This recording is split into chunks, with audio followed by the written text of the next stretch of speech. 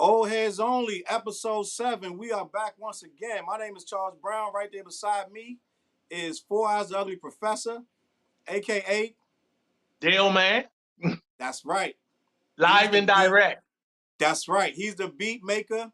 I'm the mic shaker. Oh snap, Mike already in. Salute. Let me join Mike in. What's Mike up? Live Brown. and direct. What's up, fellas? What's up? What's up? Mike, we just started, bro. I just hit Oh, start. We haven't said two okay. words. All right. All right. Salute. Old Heads Only. We got a good episode tonight. Mike, you here? Yes, sir. I can hear you loud and clear, bro. I can see y'all. I can see you. Yo, I'm excited about this one. This one's gonna be a good one because I feel like there's a lot to discuss. Yes. A lot of ground to cover with this topic tonight. Yeah. What happened to the hip hop group? I even got, let me see. I was gonna put some pictures. I'm gonna put some pictures later, but the hip I'm hop listening. group, man. What's Mm-hmm. going on, Dale? What's going on with the hip hop group? What's your first thoughts when I say what happened to the hip hop groups? What's your first thoughts? One less man means more cash in my hands. Best said Yo, by it's the X crazy. from Brand Nubians. Yep. Facts. Did they break up? Did Brand Nubian break up? Well, you know, Pooba went solo, but Grand Poobah went solo. Yeah. He started out as a solo act. Came in. They got the group together. Then once as he said, once I got them to a certain space, I felt like it was time for me to do my own thing. Yes, wow. I feel like we got to start at the beginning because it's going to be people that's watching that Mm-hmm. have no idea why we're asking if why what happened to the groups, because at one point when we was coming up it was more groups than solo artists. Yeah, Yeah. it was. It was. Yeah. They Yeah. almost had to Houdini. be in a group. Yeah. You look at Houdini, Run DMC. Mm-hmm. Uh, Prior to that was a Treacherous Three. Facts. You Fat had Uh, Boys.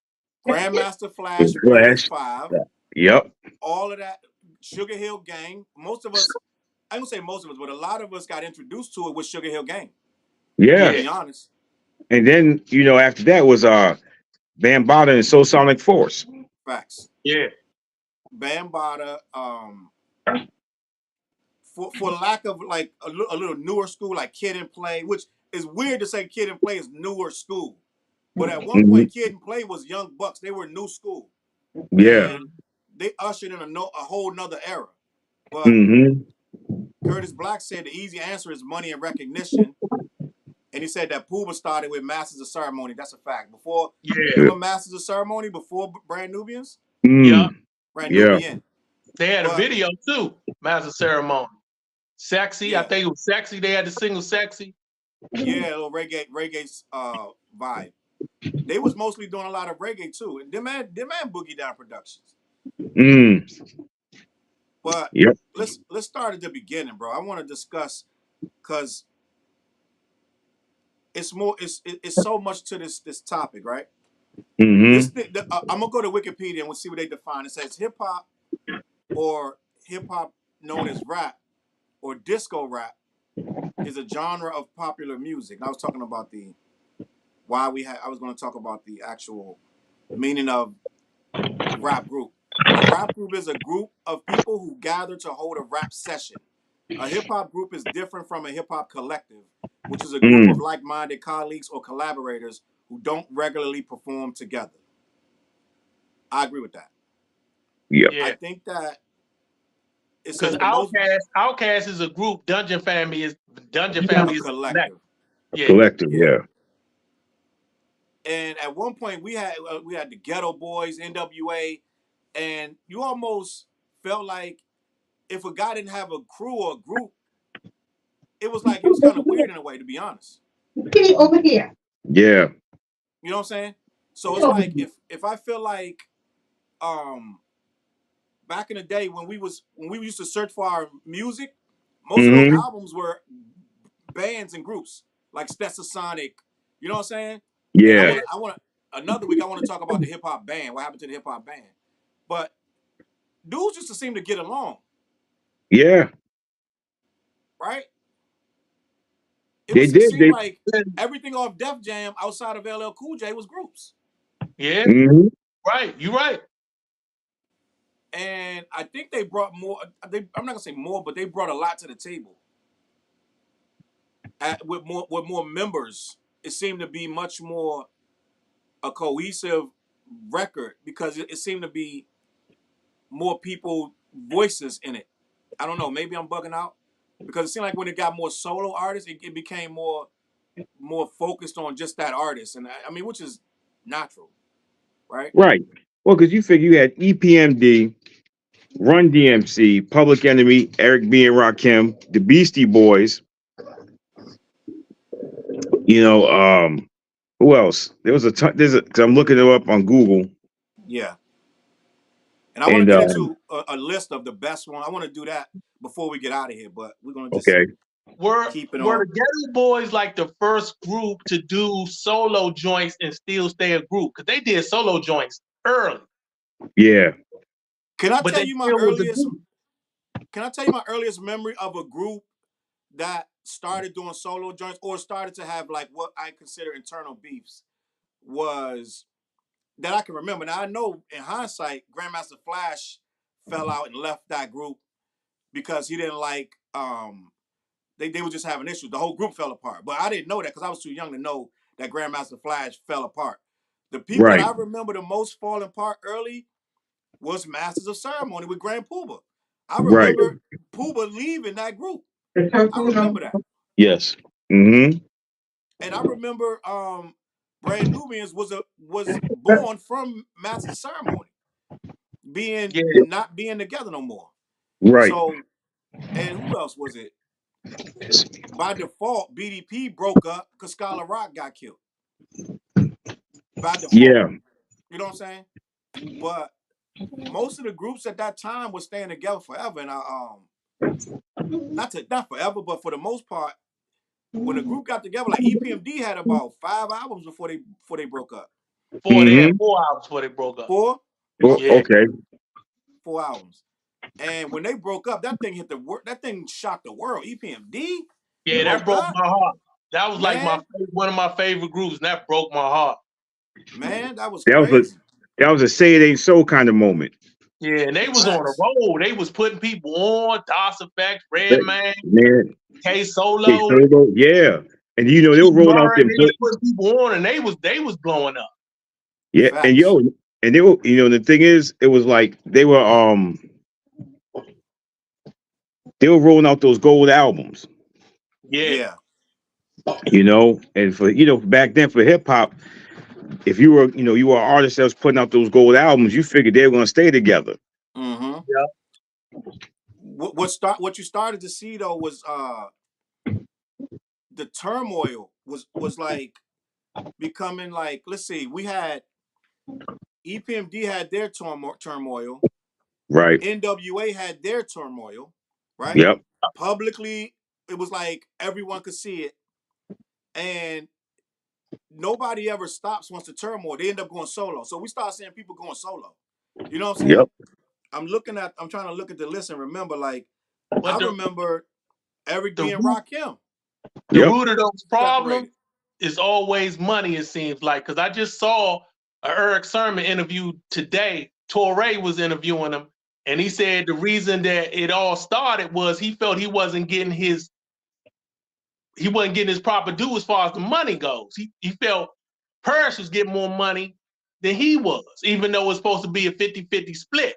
Right. Paris was getting more Then, money than him. then that led on to Purse getting robbed and Purse thinking that he set him up to get robbed. Mm-hmm. Yeah, Uh, so and but he then did. Ice Cube left because of money. But he did. He did set him up, Dale. He said he did, but He did. He did. Yeah. Because if you go back and watch Beef, and they both explained it, and if you pay attention to Eric's sermon explaining what really happened, he wasn't saying that he didn't do it. He was telling you why, if he did do it, why he did it. In Because he other words, thought, yeah, he he admitted it. thought that he was getting more money on him, and he sent somebody over there. And Paris said the dude he sent, he knew that was Eric's man. Yep. That's wild, bro. That was one of the craziest breakups outside of NWA in hip hop history. Was Well, EPMD. because you know what happens with a lot of groups is Ice that Cube left because of money. yeah, Yeah, and the thing about it is that you look at Cube. Cube was understanding. Look, I wrote this. Me and Ren wrote the song, so we should get the writer's credit. right.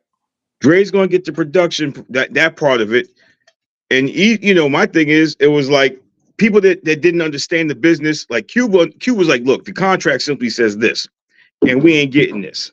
Mm-hmm. Eric, EPMD.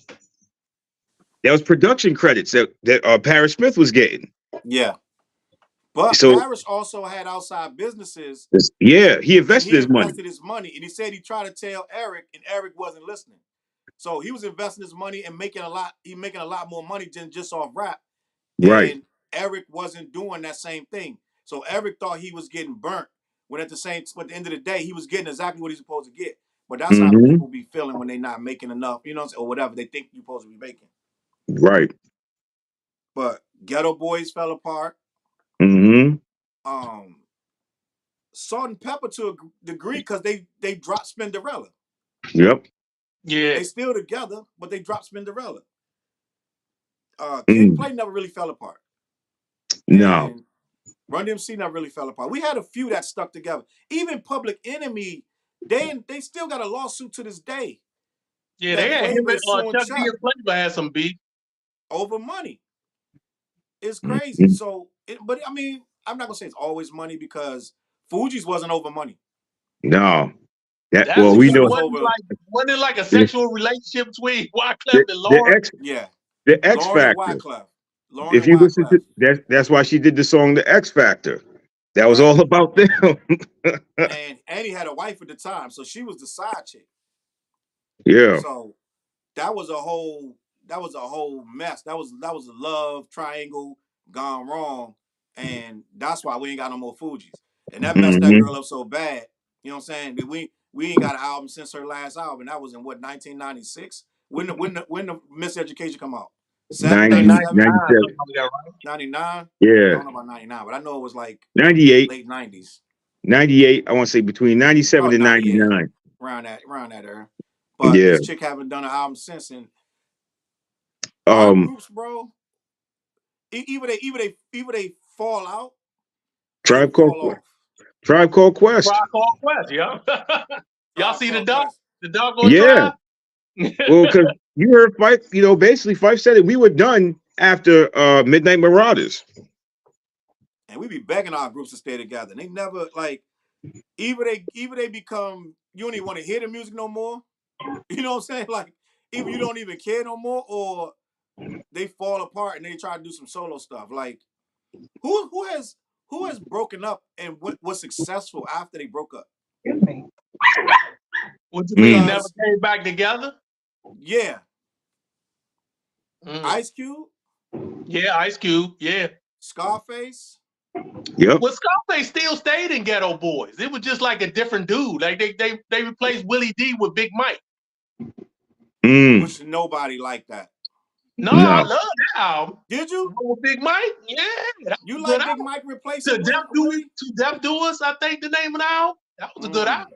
You different. I don't really remember that. Willie D came back. Willie D came back to Ghetto Boys.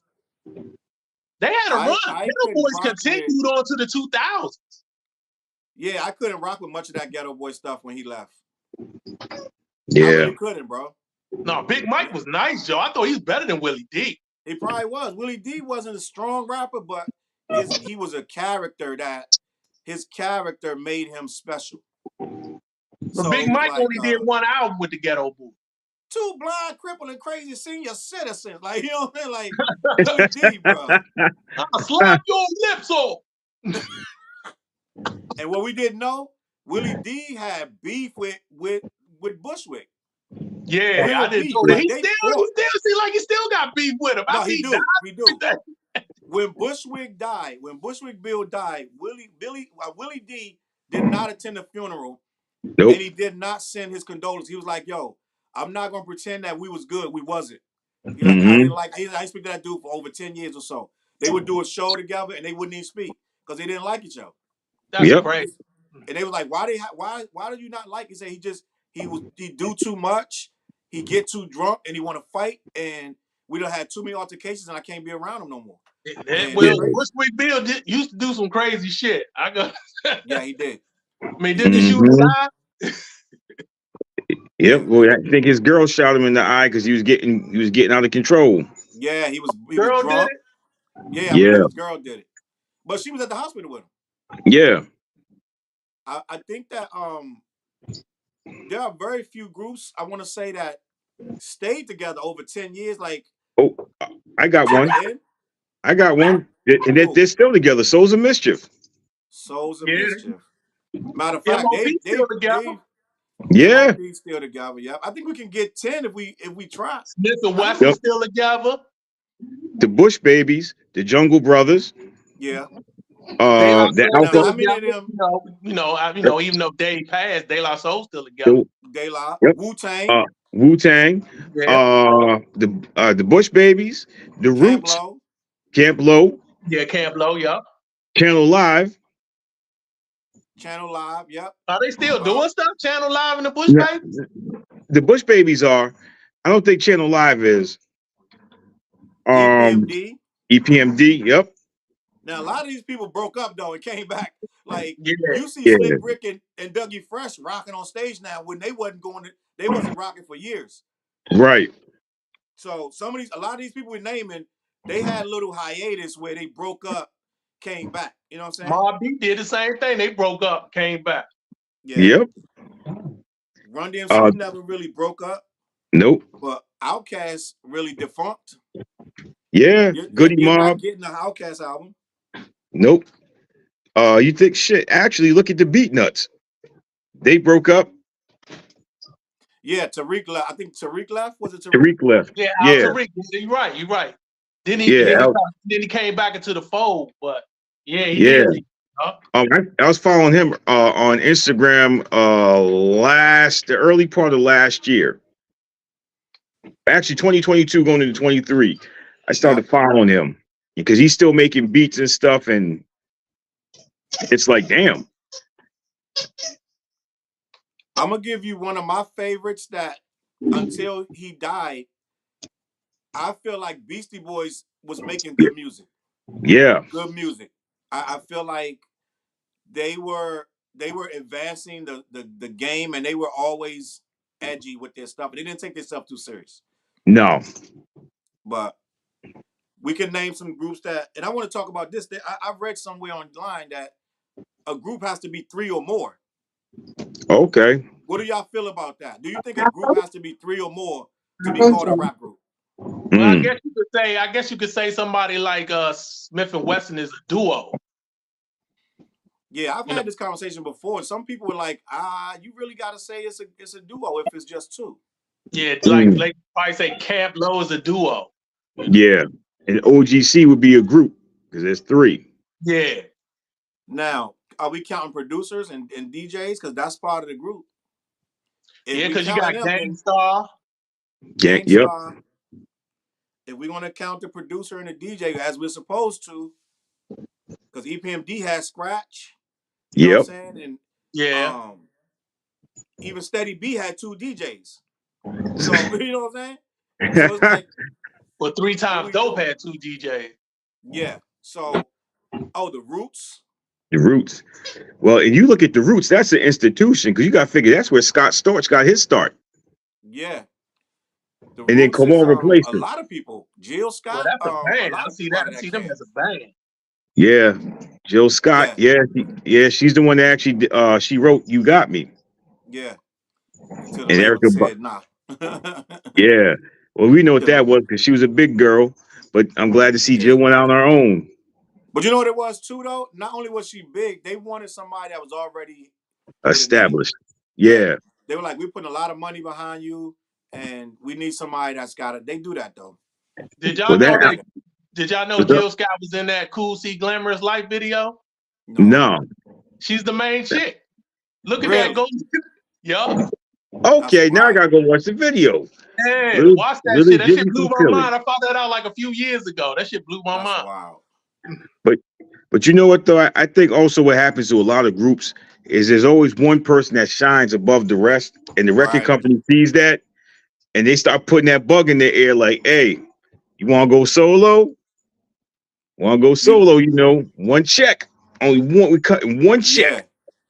What about the Locks though? The Locks that Rita that you know, always outshine him, but he never left him. no, Yeah, they stayed a group. They stayed together. But you know what though? It's a little easier to stay a group when all of y'all eating solo as well. You know That's what I'm what I yeah, saying? say. That's what I was saying. I was like, Ghetto Boys is like the first group I know to do solo joints and still stay a group. And I think that's yeah, how they was able to stay a group.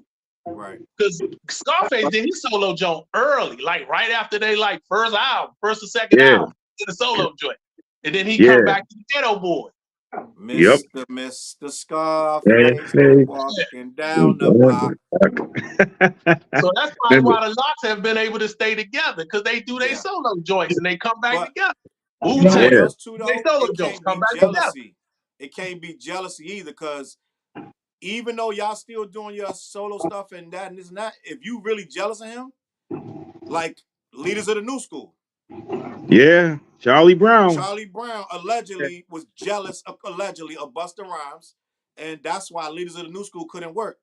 And Busta had to go solo. He was saying that Charlie Brown was so on him, trying to outshine him, that the group wasn't even functioning no more. I think the dudes had fist fights and all that stuff. Yeah, they both said it in separate interviews. They used to be backstage, you know, they be beefing, you know, and time for the perform, spit the blood out, go out there and do it. Yeah. So it's That's like sad. That's sad. They ain't do nothing after he left, Joe. It's sad. nah. No. Well, Didn't they because drop an remember, album without him though? I don't no, think so. I think no, they dropped one album without him. Let me look that up. I If they kind did, of feel like we it had ain't, it ain't make 3 man no leadership. noise. No, it yeah, ain't make no noise, but let me look it up, because I think they dropped the album without him, Joe. He blew up and became a hip hop icon, and they just disappeared.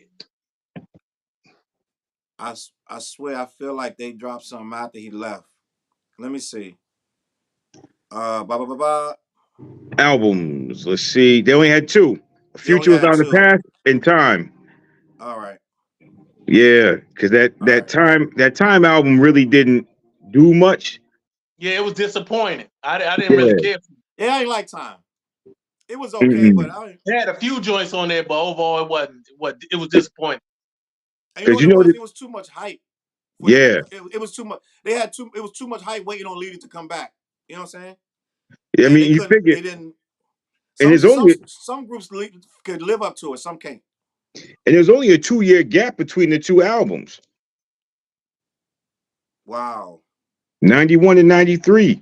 And the crazy part is like if you think about it too, this is when you start to see hip hop groups make, I call it timestamp music. I mean, it was only good for that 1 year, Wow. Yeah.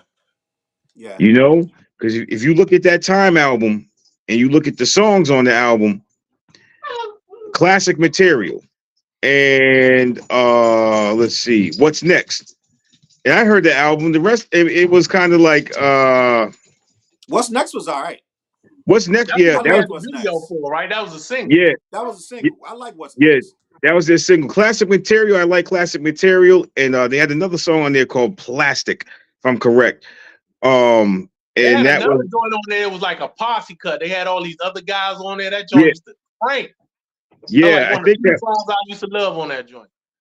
Spontaneous. That's the name Yeah, of it, Okay. Spontaneous. That shit cranks, Joe. I It's still got that spontaneous. on my playlist. Yeah, because that's what's next. Classic material and Spontaneous were the only three singles that dropped, and what's next was the most commercial song that they had. Yeah. And classic material, if you listen to the uncensored version, yeah, yet I'm surprised it even got airplay. Yeah. But I love that sample. I love What's Next. What's Next? Yeah, I just like that joint. Hmm. But Even in the video was hype, you know? I don't even remember the video. Yeah, I remember the video. Yeah, Yeah, it was a nice video. they were in Times Square, I believe, Yeah, in the Oh, middle with of the the they had day. camera like spinning a around or something? fast motion thing there, like move real fast and Yeah, shit, Okay. slow it down to normal pace. Yeah, that shit was all right. I'm gonna go back and watch that, because I don't remember. I'm gonna check the comments real quick. Hey, Curtis Black said Willie D and Bushwick didn't get along. He also said Q-Tip, Ice Cube, Buster, and Scarface. I guess he's saying that they went on their own and did well. yeah, Naughty by Nature, we didn't name them yet. And he said I he got agreed with most of the stuff we're saying. But yeah, Naughty by Nature, they're a group, right? Yeah, Did they yeah, break up? they never broke up, right? They never really break up, I don't think. yeah. They just recent. They're not really. I know Vin Rock and Tretch had a fight. Mm. About like because they had some beef because I know they kind of broke up because KG he left when they had after the Icons album, and I know Tretch and Vinny were like, you can't call yourself an icon when you leave the group. Mm. Okay. I think that's what we need to discuss too. These the ill will that happens with these groups.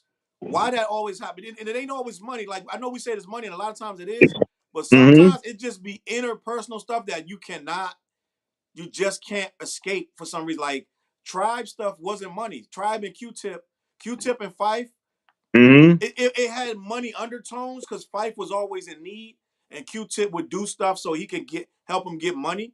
And I think that Mm-hmm. caused a little resentment. Like even when Q-Tip wanted to chill, like I think Q-Tip was like, "Yo, you're not rocking with me. We're supposed to be broken up, but you're hitting me up to do shows because you need money for your medical expenses." You know what I'm saying? So Mm-hmm. then when I do the show, you still acting like you don't rock with me. So I think they kind of still had the issues, and they grew up together since they was like in elementary, not even preschool. They met in like preschool or something. But they always had this big brother, little brother push and pull, and sometimes that be what happens. You know what I'm saying? Because Yeah, also Fife technically was the youngest in the group. Yeah. I think You And know? pride you could gets in the tell way a lot of times too. Yeah. the what? Pride, Right. like one person getting more love than the other, or one person is looked upon as the weak link, and Yeah. they don't like that shit. So they kind of like it festers through the whole group or through the duo. And for years, Fife was looked at as the weak link, and Q-Tip was getting a lot of love. You got to think Q-Tip did a movie with Janet Jackson. You know what I'm saying? He was Yeah. Janet Jackson love interest. Then when he got killed in the movie, he became a freaking martyr. Like he was a martyr in the hood. Like damn, they Yeah. smoked him in the beginning of the movie. Like Tip became beloved. All the chicks loved Tip. I'm sure when they went out, who they were screaming for? Tip.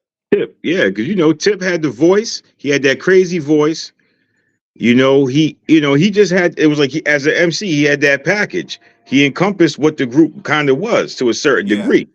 I he was saw this charming. recent interview with De La Soul. They was getting interviewed on Apple Radio or something. It was real recent, like 2 days ago.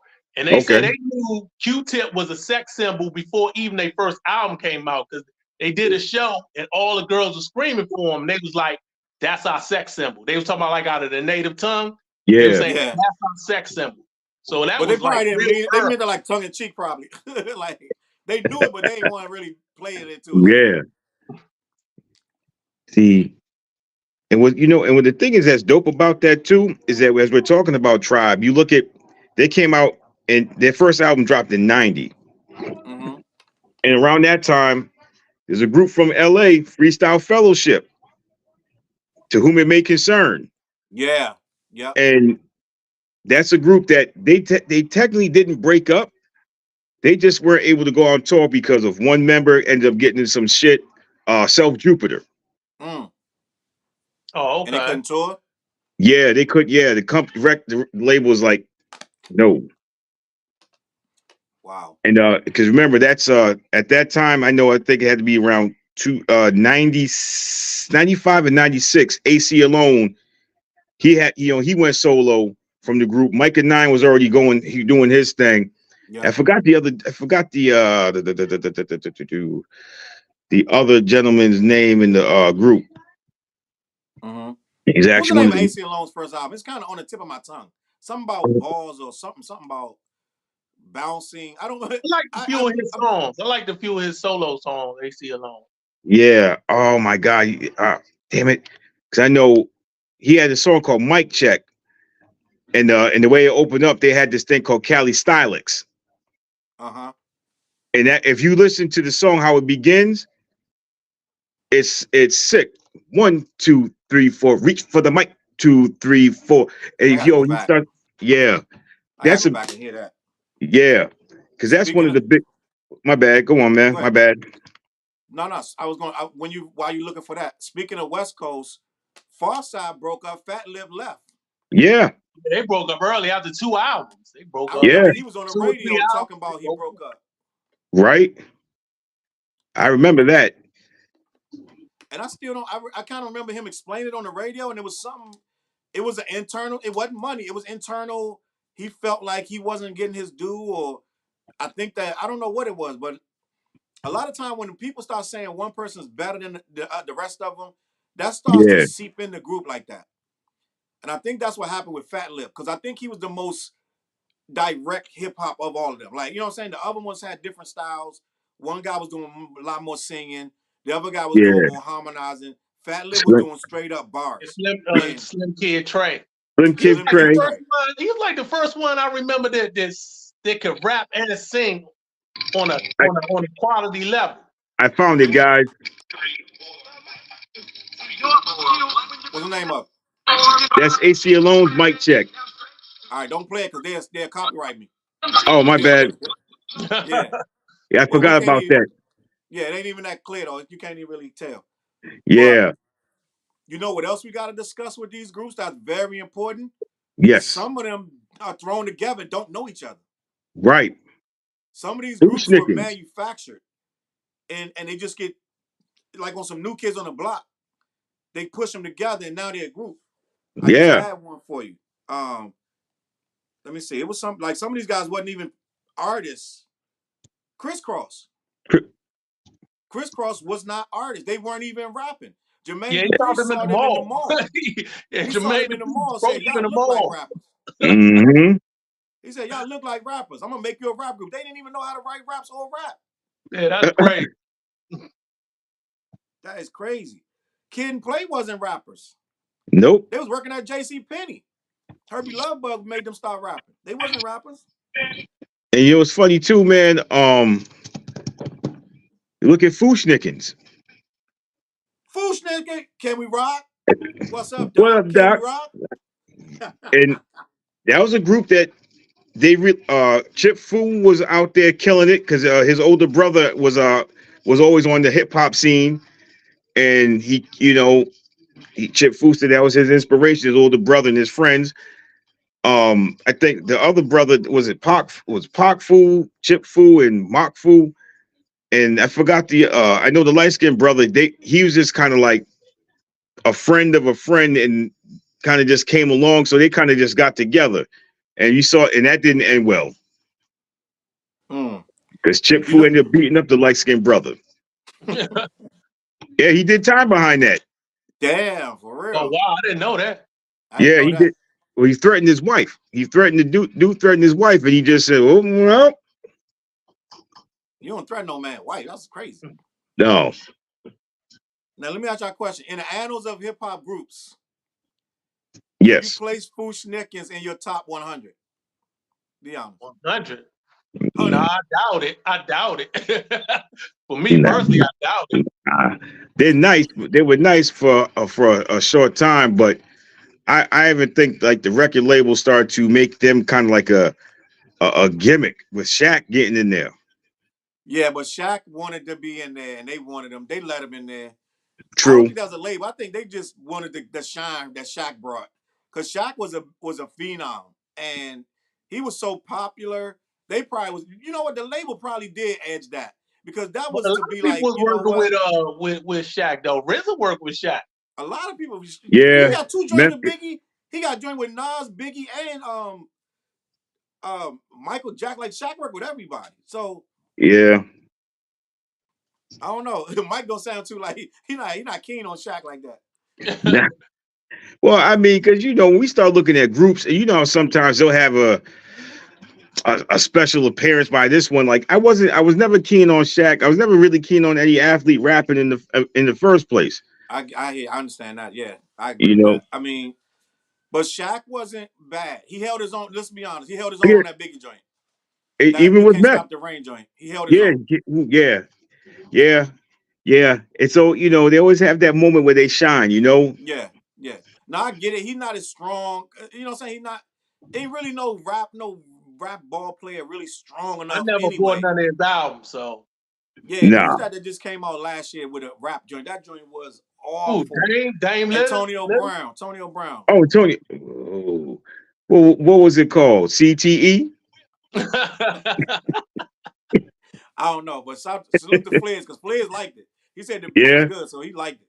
But I couldn't rock with it. I tried to listen to a little bit. I was like, I can't. But you know what I'm saying? Most athletes they're not meant to rap. They No. say Dame Dollar can rap. He be putting out albums. Yeah, Yeah.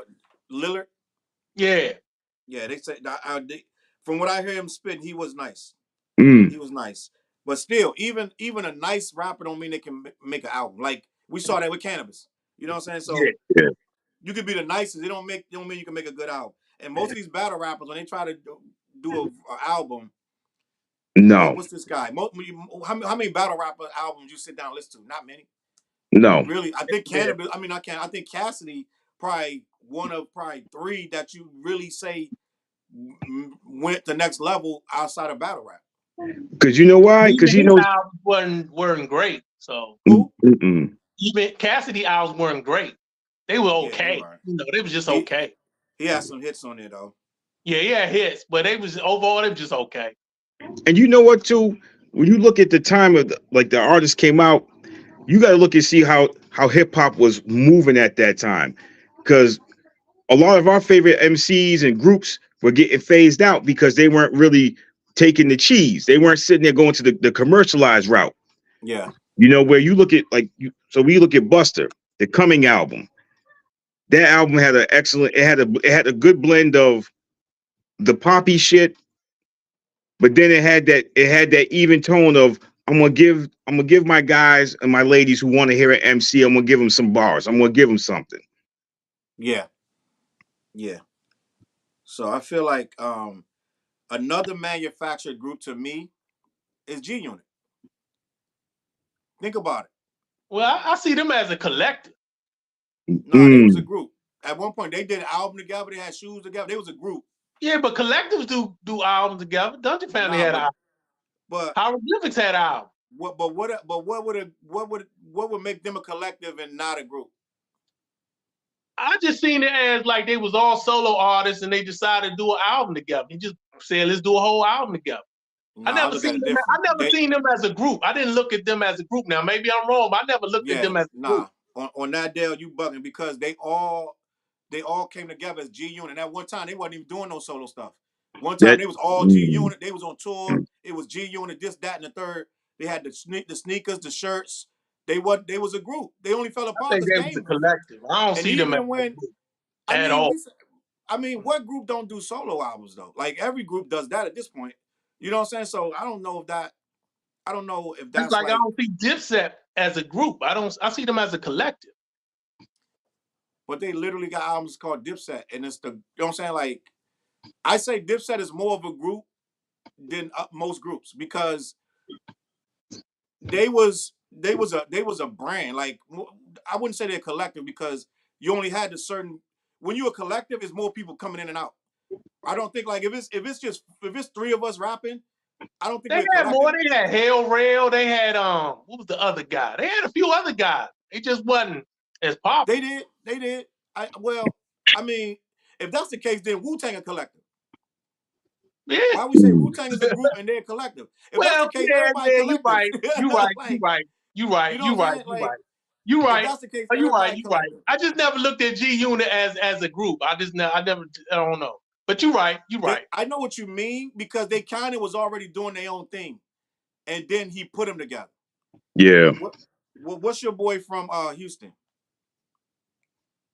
Young Buck. Yeah. I feel like they was thrown together. 50 and Lloyd was cool. Yep. Tony Yayo was not even a rapper like that. And Young Buck is from nowhere. And then they added the game. So it's like he was trying to tap every corner of the market, and it kind of backfired, Yeah. honestly. And Good they I business told think model. Game that's before they even put out their album. I think you're right. But he had already did all them tracks with 50, and you know what I'm saying, blew up from that. Yeah. Good business model. Good business model, but just the chemistry. Yeah. Bone Thugs. Yeah, that Mm. group.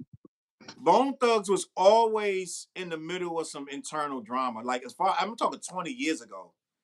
The Yeah, Busy was busy. I in. I'm think they out. always had. I think busy Bone always was the one that was always having problems because I think he drank a Always. lot and shit like that.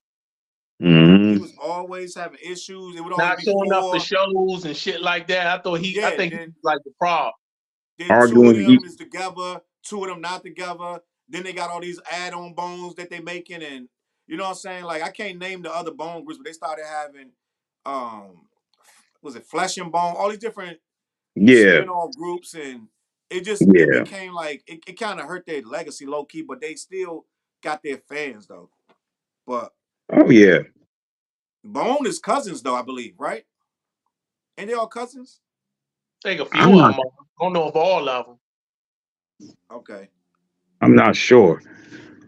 Yeah, I think I watched a bunch of Bone interviews. I think they related some kind of way. Some of them anyway. But Sugar Hill Gang wasn't a group. They was thrown together. Hmm. Yeah, that's Wasn't even true. rapping. So that's when the label gets involved and they just like we want to capitalize off this hip hop thing. Let's put some Yeah. people together and make them into rappers. That's when you really get these. But Sugar Hill Gang right now to this day, the ones that's alive is still touring, Yeah. which is crazy. But what I'm starting to learn is rappers, especially older rappers, will fall out, and then Hmm. 10 years down the line, they'll realize, yo, we could just do these shows and get this bag. We don't gotta really be the We ain't gotta coolest be of friends. friends. A lot of that stuff is old news. I saw something the other day. I was watching somebody's unsung, Was it and these DOS dudes had a effects? bad fallout, huh? Was it DOS effects? I watched DOS Effects unsung, but it was Yeah. somebody older than DOS Effects. They had a Mm. bad fallout, and then they ended up touring together again and everything. They was like, all right, we gonna get this money. I've seen if you watch almost all of those unsungs, all of those groups get back together. Yeah. All of them. They break up for the money, get back together for the money. Yep. That's pretty Yeah. much. That's pretty It's much what wild. it is. Because you know what? It's like you look. You just. In fact, Troop was a group like that. You know. I watched the Troop unsung. Yeah. That was over money. They had a wild little. Their whole thing was wild. The Clips. The Is the clip. Clips a group? Yeah, that group. Sure, yeah. Well, they broke up because your man left. Yeah, he went the religious route. Hmm. Boogie Down Productions, bro. I forgot how many people. I was watching KRS One's brother, Kenny Kenny Parker. Parker. Kenny Parker. You watch any of his videos? Yeah, Yeah, I I've be watching. seen a Yeah, few. I be watching his videos, and he started naming people that I forgot about was in BDP. He said Willie, ICU, Yep. all these different names of brothers that used to be in. Because at one time I was heavy on BDP, and I used to know everybody. You had what's the female? Not Miss Melody, but it was another chick singing in there. Was it Harmony or something like that? yeah, you Let's could be see. right. Yeah, So yeah, what I would think you're they right. learn? They Yep. had a whole. They had about D 10, Nice was 12 in Boogie members. Down Productions. D Yep. Nice, Just Ice. They had Keith. a mob, bro. They had Lee. about 3 or 4 producers. His brother was making beats, and some Yep. other people was making beats. And the DJ, D Nice was the DJ, but they had D somebody Nice. else too. Yeah. D Square. D Lee Smith. Square. Levi 167. Miss Melody. Cool For DJ. Red Alert. Heather B. Heather B was with them. That's how we Sydney. first started rocking with her. That's Yeah. six. Sydney Mills. So they got a whole bunch of. They had a. That was a conglomerate. That was a conglomerate. Them dudes, yo, and they rode everywhere. I was listening to him talk about when they rode up on the dude from PM Dawn, how that Hmm. escalated. They went in that joint 60 deep for PM Yeah. Dawn. Like, it's Yeah. funny now. You look, he threw him off the stage. It kind of was like he went down in history for that, but Kind of it's like kind of bully, was like a little over the top. Yep. bullying for real. If you think about it. He threw this dude. This dude gotta be that dude probably weighed 300 pounds. And he Yeah. pushed him off the stage onto the floor. And you know nobody caught him, so he hit the floor, bro. Bam. He went Chris, bam. what's his name? What was the name of PM Dawn? You I know, forgot his name. The lead dude. I forgot his yeah, name. Because it was I'm not two even of gonna, them. yeah, I'm not even gonna pretend. I used to know wasn't his name. I I used to know his wasn't name. feeling him. If I wasn't feeling it, I just didn't, I didn't I get like into that it. one song they had, the singing I joint. like that one song. Mike was like, I ain't rocking with it. Set But adrift or memory bliss. yeah, Yeah, I like it's Senator. my, I what ain't is even it? gonna front. My turn.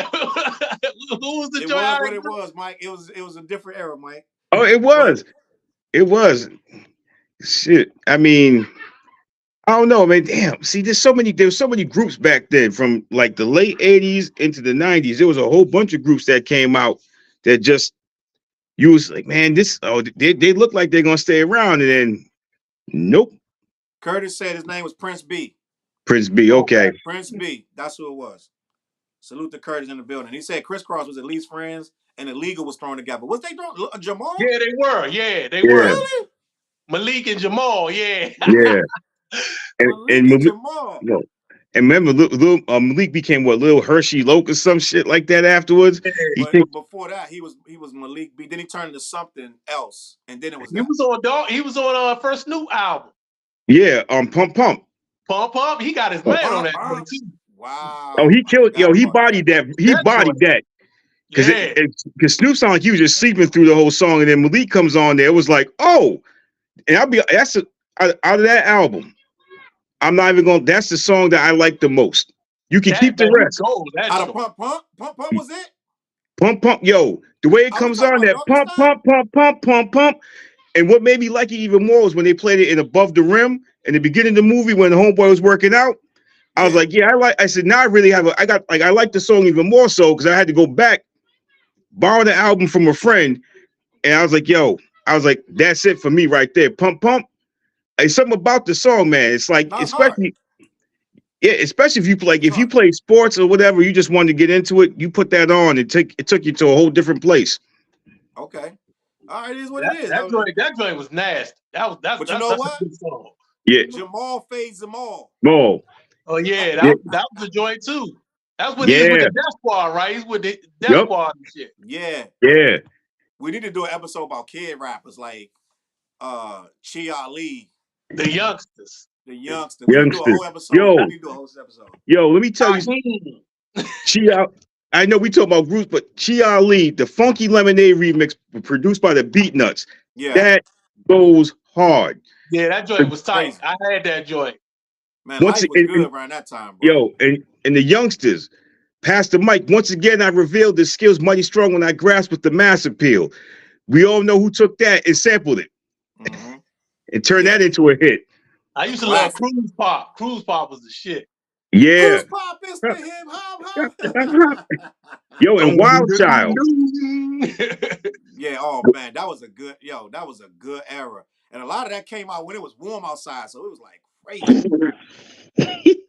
hey, hey, man, and you know what? And the funny thing is, a couple of years back, one of my coworkers we were trying to tell another coworker at one point in time that Providence from the years of 96 to 90, well, from 95 to 98, this shit was wild. It made me think about all the music that came out, especially like spring and summertime. You know how it is around here. You get certain songs, you play them, it becomes that Yeah. summer anthem, spring and summer anthem. Summertime. Yeah. Here it is. The groove It's slightly transformed. Where was you at when that joint dropped? When he premiered it?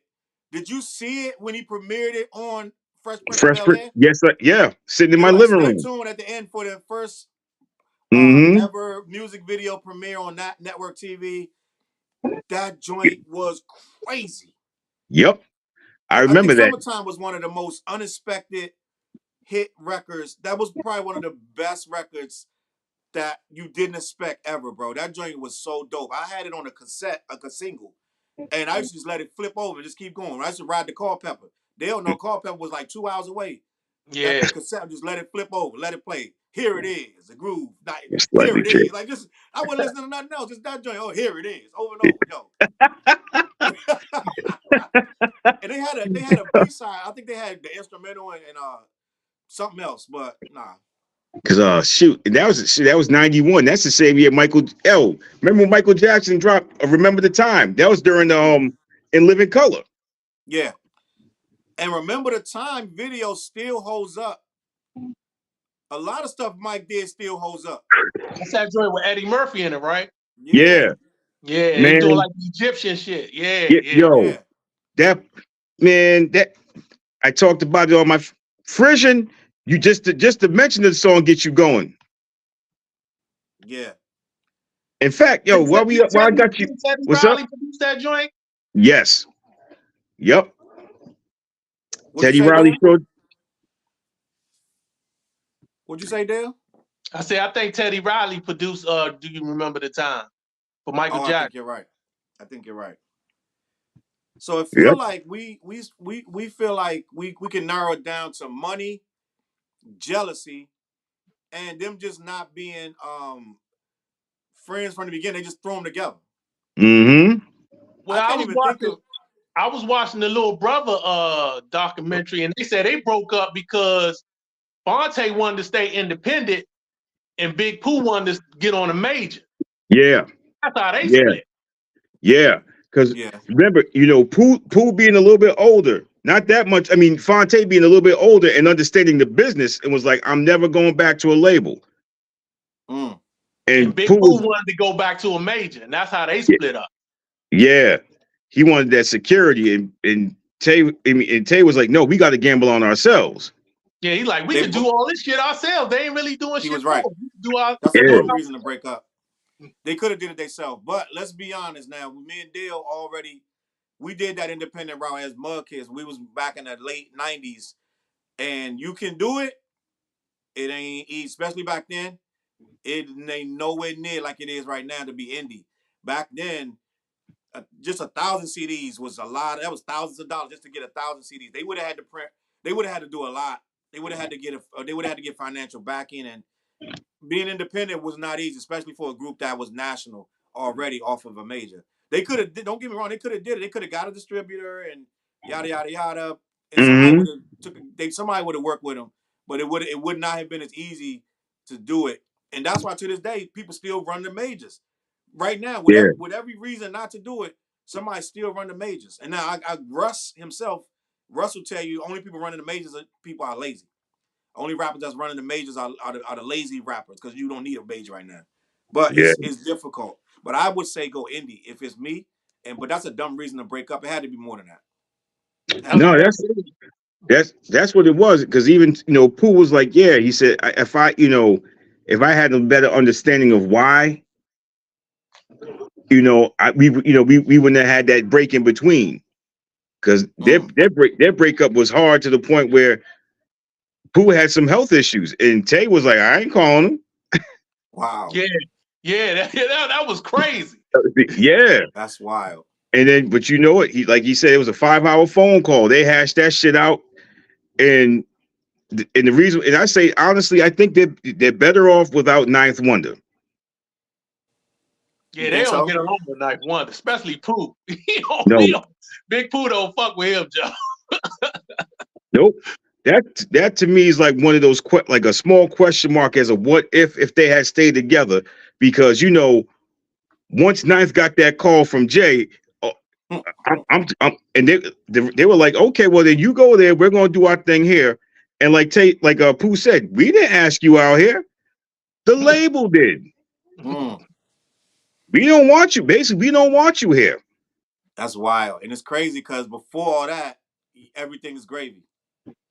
Then Yeah, you get plugged in, and now it's like whatever. But I mean, it's self-preservation. I guess he looked at it like, yo, this Jay, bro. I'm gonna go plug in over here. And if you're a producer, I guess your whole thing is more ears.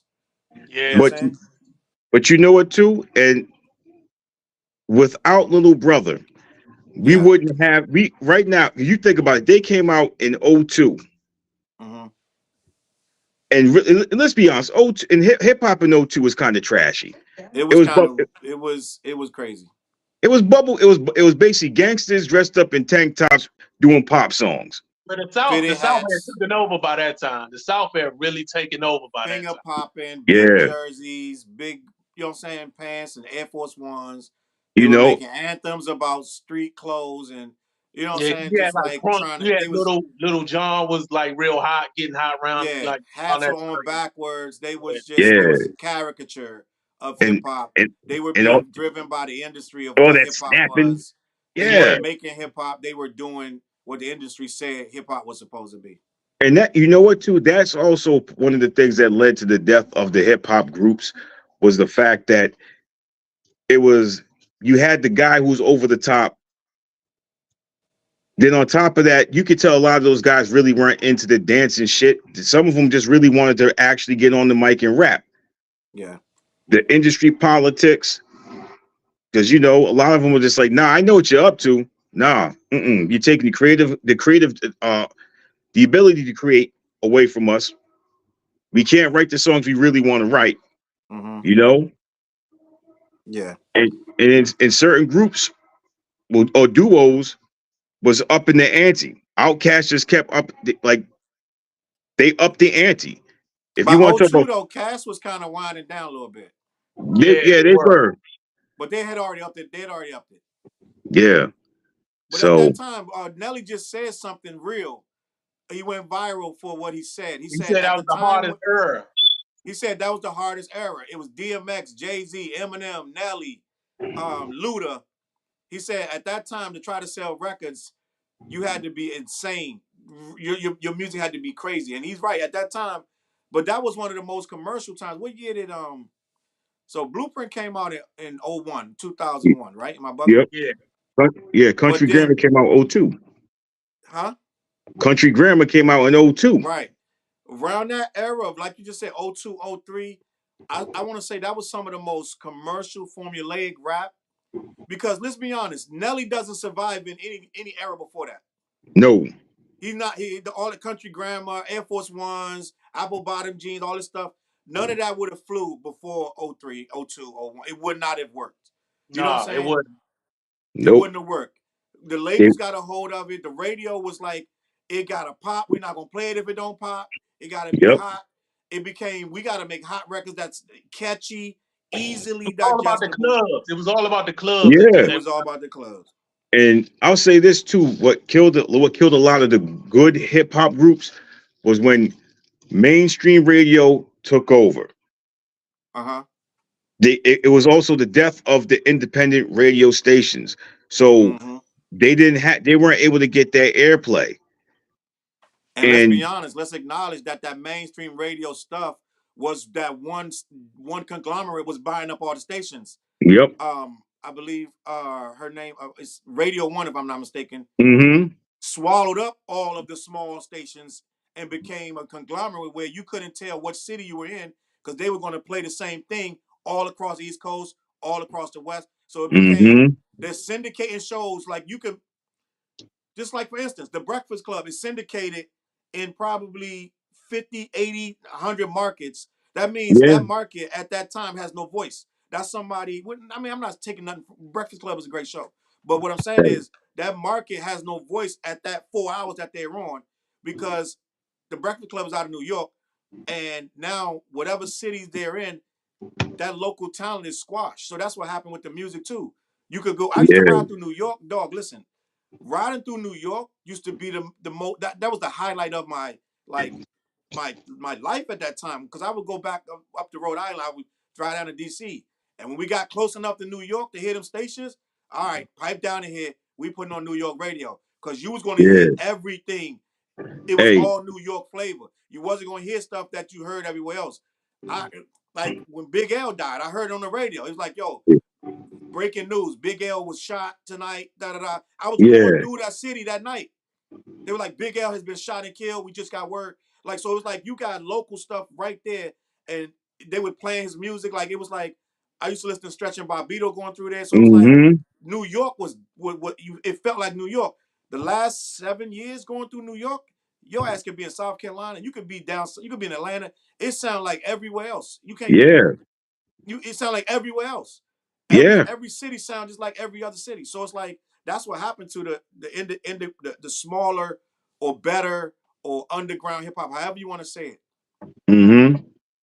I remember a Yeah. time when on the radio, J. Rue the Damager would come on right after Method Man, and then Gangstar would come right on. You know what I'm saying? Then Pete Rock would come right. Like it was like stuff they call it old school boom bap right now. That was mainstream. That was Hip. on the radio. That was the hot. Yeah. That was the I Yo, hot. remember Like if you was in the club, huh? I When you was remember in the Broken club, Language used to get played a lot. broken. yeah. Yeah. If think about Group Home Sprite. got burned. Group Home got major burn on the radio. Yo, think about it too. You mentioned Pete Rock and CL Smooth. They were on the National Sprite campaign. Facts. Yeah. Think about that. You know, there was a time like in the '90s, I was bounced up and down. Going from here to New York for various reasons. As you said, man, the closer you got amped because you're gonna hear some exclusive shit too. Yes. Exclusive. And then God forbid you going through and Flex dropping them bombs on something brand new. You know what I'm saying? Just like crazy. But the other part about '90s hip hop, especially here, you remember WRIU, URI's Yes. radio station. It's still there. Yeah, it's still there. Just it's not the way it used to be. No. But you remember, you knew you were gonna hear some flavor from there too. I first heard so many rappers. I first heard Eminem on WRIU. I first heard it was the one, it was I Just Don't Give Up. I heard that Yeah. on I heard that on there. I Yep. was like, dog, and this is what I'm talking Yo. about. Like, I'm like, dog, this dude, he was impressing straight up backpack lyrical, black, white. He was like, yo, he was like, you were like, yo, this dude's crazy. I don't even know who this. I thought he was black. That's how Yeah. nice he was. Hey, J Live. The first time I heard J Live was on 90.3. Them That's Not. Mm. I was like, I had to call in and I said, hey, who is that? They were like, J Live. I'm like, okay. You was one of the dudes who used to call in. See, I never got to call in because I was always in my car. I was never in the house really. I would wait. See, the days Lefty and Lady Ruck were on, I would just call A. And just real quick, like, yo, who the hell was that? Sometimes Lefty, oh, Mike, that was such and such. Like, thank you, bam. That's how I got it. If I would see, Okay. I see Sharon in the streets, like, hey, I could say, the other day you played such song at such a time, and she was like, yeah, that's what it is. Okay. Okay. Let me do a quick comment check. Yes. My man Curtis said UTFO sang as well. We were talking about groups that sang. Yeah. Yep. Whistle sang. Was UTFO, Whistle. wasn't that Whistle? Didn't UTFO turn to Whistle, or are they two different groups? No, two different groups. Okay. I had both of those albums. Y'all thinking back some of the stuff I used to listen to, I'm like, boy, you was wilding. But anyway. So salute the lad in the building. UTFO had a song called Masturbating. It wasn't the title because they couldn't title that, but that's what they were singing in the song. That's wild. I think it was on their second album. Bump UTFO. In fact, they say, get seriously, we're only bugging. That's Whistle, I think. Yep. Early days of hip hop videos too. Was that Whistle? Yeah. I thought that was UTFO. Nah. Well, Leader of the Pack was UTFO. All right. Remember UTFO Leader of the Pack? I look back now, I'm like, bro, hip hop had to change because some of that stuff I was listening to was really, really crazy. I used to love some Mantronics though. But let me finish. So let me see. My man Lad said that said that damn, I lost. Okay, that Malik B was from South Carolina and Jamal was from Philly. Okay. And he said that Tretch wrote Cruise Pop for the youngsters. Yeah. And then he said I believe KD did the beat. Okay, so they was up under their wing then. Well, they had different, they had different producers come in. Because they was from Philly. Okay. Because I know Pete, I think Pete Rock did Wild Child. Shit. I forgot who did Pass the Mic. But they work with a lot of different people. Okay. And we know Tretch still wants that money for that jump shit. Oh, and Chop said, I just found out Boss passed away. Yeah. Yeah, Dale told me that before we went live. Boss, R.I.P. to Boss. One of the most hardest, but not hard at all, female rappers. Dog, we thought that was. Yeah, nah, she bodied that. No, listen, we need a whole show about that because she had the hardest at the time, Boss had the hardest gangster record. And come to find out, she was a college grad who grew Yeah. up in a suburban neighborhood with white parents, went to a private school, and she was not gangster. But she had the Mm-hmm. hardest gangster record and the hardest gangster image in hip hop. And they Yeah. still doing that to this day. And we need to figure out, is that okay? That need to be another show, a whole nother. Is it okay to be from the college and you raised by two white parents and Clarence had a really good It's dad? in Like, there. is that, you know what I'm saying? Is that okay? Like, Hey, what's funny about that? I was listening, looking at Cam and Mace, they sports show, and they said Pitbull and Flow Rider used to be gangster rappers. Yeah. wow. I think I heard that before. And Yeah. they couldn't find their way doing the Couldn't gangster make no shit, so money. they did pop. That's They wild. Mm-hmm. did club. Yeah, That's because I know wild. Be an interesting When topic. Pitbull, remember when Pitbull first came out, he had that edge to him. He had an edge to him. Then as you know, once he got that first taste of that commercial hit, like let's turn these down a little bit and let's get the suit on. You know, Yeah, and you know why I respect Pitbull, I'm be honest? Because you can see that he's a guy, it's like those cartel members. They gonna do what they do for money, but don't play games with them. You know what I'm saying? Yep. Like, I do what I do. I get up here, I'll sing and dance, da da da, but we're not gonna play, you're not gonna play with me at all. I'm not, this not that. And I'm not mistaken. Now Pitbull went to jail, if I'm not mistaken. I could be wrong. I think I read somewhere that he came out of prison and went and started rap. I could be wrong. But Let's Chop check it also out. said that Little Brother didn't go like that. I guess he's saying that it was more to it. And salute to Shaman. He said when we gonna get him on. I'm gonna get Shaman on. I wanted to get Shaman on and have some conversation with him. Cause he's our age.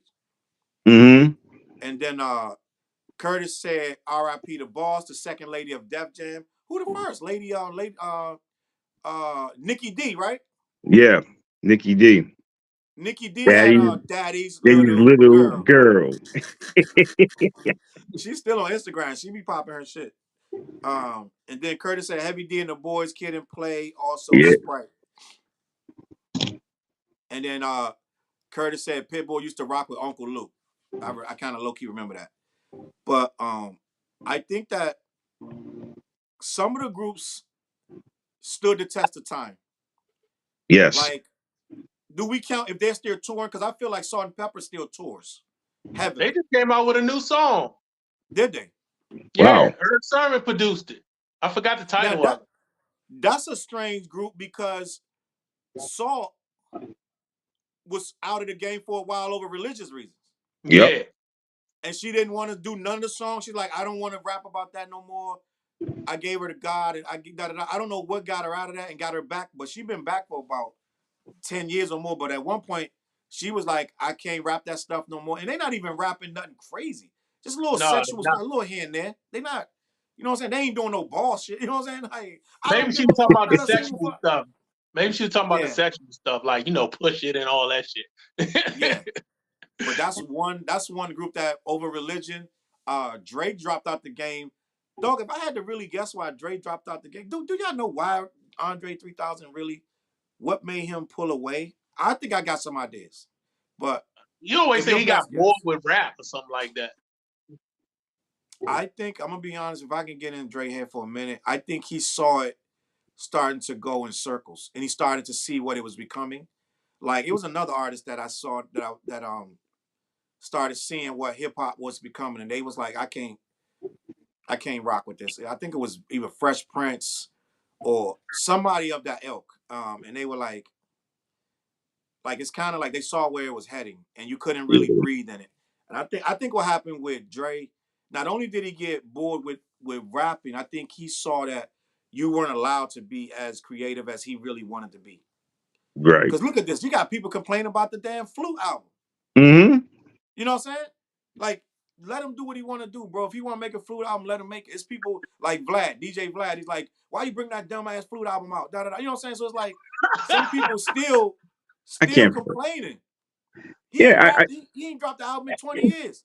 I was just talking about that today on Instagram where I was like, people are pissed off over Beyonce making a country song, right? Right. But I'm like, but hip hop embraced every white guy that came in there without a bat in the eye. Yeah. And people tend to forget country music before was jacked. Whoa, that's right. We did it. Yeah. The band, That's literally our music. yeah, the banjo didn't originate in the South. It actually comes from Africa. Mm. See? Brought up, it was, so which means, oh, that's right, it was already here. Oh, And you know what else? The literal term cowboy is a derogatory term for black men in the yep. West. Mm-hmm. And it became something they were outlaws. They worked and they did what they had to do, but some of them was outlaws and they did everything that you see in these movies. Those were black men, but that term became they flipped it and now they wanted to be cowboys. Mm-hmm. At one point, if you was a cowboy, you was the lowest of the low or Yeah. whatever. And then it became now it's a football, it's America's team. You know what I'm saying? Yeah. And all the Yeah. movies got John Wayne, he's a cowboy. You know what I'm Clint saying? Eastwood. Oh, and spaghetti westerns. They took it and ran with it. Yeah. So I don't Andre be know. killing them features though. Oh shit. He Yeah. do. To me, I mean, you got a good point there, Charles, where, I think he got bored with it. You know, Yeah. he got bored with it. And He I got think, bored. You know how you know he got bored? Because that Love Below, he did that alone. I think mm-hmm, them studios. I think a Big Boy studio session is different from a Andre. I think Big Boy is 30 people, pit bulls running around, drinks, ice cream, like all kind of stuff going on, like whipped cream sprayed in the air, chicks button, they topless. I guarantee you, them sessions is way different. Mad weed smoke, a lot of yeah, laughing, and like it's probably if you're an artist like Dr. Dre, he got tired of that. That's why yeah, Dre, they said them Death Row sessions with Dre. They said it was none but most of the people in there was gangbangers. They wasn't even rappers. They wasn't even artists. Most of the people was bloods, like They straight say up, it's very chaotic, very very chaotic. chaotic. You mm-hmm, can't even think in there. It's like, yo, nigga, yo, what's up, nigga? Like it's like you can't. If you're an artist, you're not. If you're a true artist, it's not a gangster, and you don't want that energy around. You can't create like that. And then nope, imagine how many people putting their hands in the mix of what he's trying to do. Okay, Mhm. yeah, yeah, that worked on the Chronic. Yeah, okay. Everybody, put your hand. Now we just beyond the Chronic right now. I don't need everybody input on every song. Da da da. You know what I'm yeah. saying? I got So this. yeah, it probably was too much going on. Outkast was getting too big, and they was expecting him because at one point, remember, it was like, is he gay? Is he this? Is he that? Like everything he did was getting scrutinized. Like, Yeah, oh, you got that genie hat on. Like everything he did was getting. They was but they was criticizing everything. Dude was like, yo, and enough. that's why I tell people, if you're gonna go listen to the Love Below album, go listen to A Day in the Life of Benjamin Andre, and he breaks it down. He breaks it down from Outcast to where he is at that current state in that current time. Who did that? Andre 3000. It's a song he has Okay. called a life in the day of Benjamin Andre, Mm-hmm. and it's one of my favorite songs by him. You listen to it, it's like, oh, okay, because everybody thinks that Badu got a hold of him. He changed. He said no. He was wearing that before she even got around. That's true. Because at one point they thought he was a. They like, is he gay? Is he genius? Is he aliens? Like it was like he was already doing that. Yeah, because the thing Those is, I your know his. boys, those your folks. What's up with your boys? What's up with your folks? Man, don't play right. Gonna lock you in here. Man, y'all steal some thugs. Man, I tell you what you don't got. I tell you what you don't I tell got. you what you got. Yeah. That pimp trick gangster click out. What you hmm want? You want the Outcast? Nah, I don't fuck with it. I don't fuck with them. Got the stem season 6, huh? Yeah. How much for the Oski Woski? For you, 55. 55?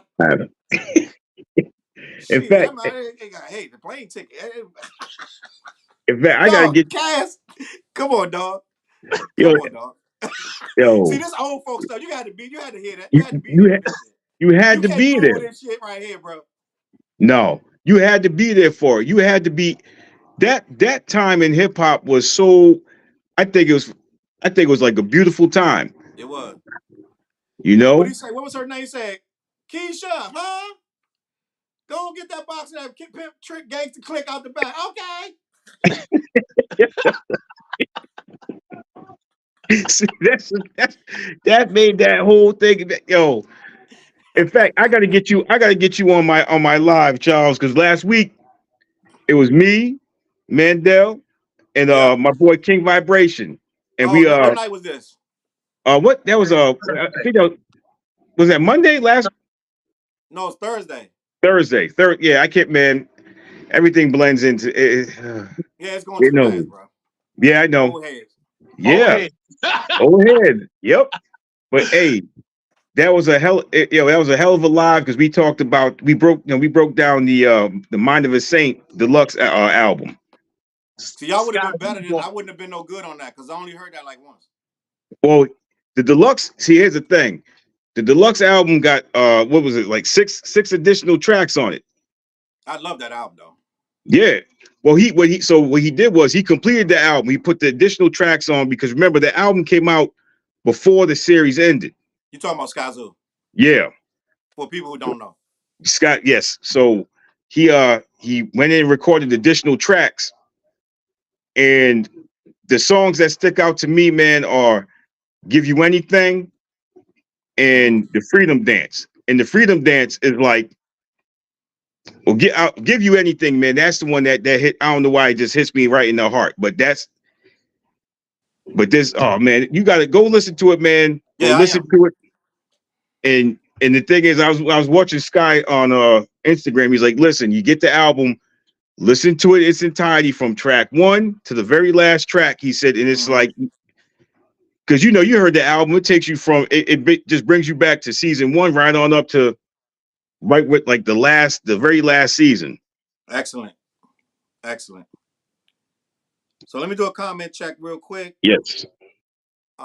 Curtis said Salt and Pepper was on the Rock the Bells Festival and the Force Tour, which I was trying to go to. And I kept hesitating on the ticket. I kept about to pull the trigger, and I just didn't. And they actually canceled the show and moved it a couple months out, and I still didn't. I was mad at myself. I missed that. But they got the whole thing on YouTube. Somebody recorded it from the crowd, and I watched Okay. part of it. It was a good show. And then Chop said Andre did Love Below in a weekend. L.A. Reid said that. He said that Big Boy had done his album, and Andre called L.A. and said he was going to do something and did the whole album in a weekend. Damn. And Curtis said, I'll say this. When you're a group, you got 1-2 verses a song. Doing 3 verses for 16 tracks might have been too hard. That's true. But Yeah. And then Antoine said he loved the content. He's a huge fan of the channel. And he said, peace out, Antoine Alston. And he said, ATL and Stankonia and Equimina. So yeah, I feel like we trying to. I think we touched almost all the reasons what these groups be going through. I think even with our group, Dale Mud Kids, I moved away. Like it's just a lot of Yeah, we stuff broke up. gets in the way. And you know what? If people don't even be traditionally break up sometimes, it's like I'm out, I'm good, I'm done. We didn't even do all that. It's just like it phased out. Yeah, we had our little internal beefs too, and we're Yep. gonna do a documentary. I got a documentary come about that, but end of the day, some stuff just run its course, Mm-hmm. right? It's like some people you see together, like Organized Confusion. Ah, Organized Confusion just ran. I don't know what happened. Prince Poe and Barrel what was Munch. that guy name? Pharoah Monch. At one point, I couldn't see them not together. When we used to go, we went to Howard Homecoming that year that Organized first came out, and these dudes, I never seen two dudes so in sync in my life. Like I'm talking about, these dudes were the first dudes I saw with Mike. They both had a mic, and they was rapping in each other's face like they was like chickens, like and they would do this little move, and then they would go around each other like that and like rap that, and then they would cut each other's sentences off. Yo, it was the illest thing I had ever seen any rappers do. And it's like they was choreographed it, where they would step certain ways and go around each other while they rapping, and it was like it was they had to be really close Yeah. to even want to be that close to each other. And it's like they was rapping for each other, bro. Like to each other's face. And I thought they would be. I'm like, if anybody gonna stay together, them two dudes gonna be together forever. And not too much longer. Well, it was a They few only years did like 3 albums. at best, if that. But Yeah, they Yeah. them did 3 3 albums came albums. real fast because Organized after the first one, I think the second one. What was the second one like? Do you remember what the second one was? I love that second album too. I can't think of the title of the album though.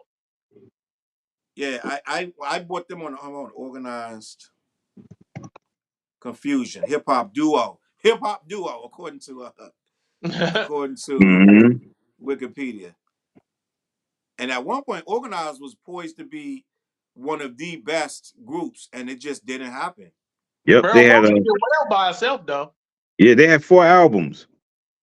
Oh, they had Oh, 4? Organized Confusion in 91, Stress the Extinction Yeah, in Express. That in was a good album. 94. That second album. Yep. The Equinox in 97, and their last one was 2020, the demos. Oh, okay. So that's like some lost tapes type shit. Yeah. Okay. Yeah. Probably to I fulfill their remember. contract. So Equinox is 97. I remember running to the mall to get that and kind of being a little disappointed. I was disappointed. I ain't I'm really not even care gonna for lie. that. Yeah, I can't because the cover was banging like the Equinox, Organized is back, da da da. Because they hadn't had nothing. Stress came out in 94 and Equinox Hmm. came out in 97. That's 3. This back when you waited. You wasn't getting no 3 years was normal back then. Yeah. But for some stuff, some people dropped every year, but most part, these I'm dudes was listening, going 3 fellas. years for an album. Yeah. And I remember going to run to get that Equinox joint, and I just was like, I don't know, man. I don't know about this joint. Yeah, I ain't really care for it.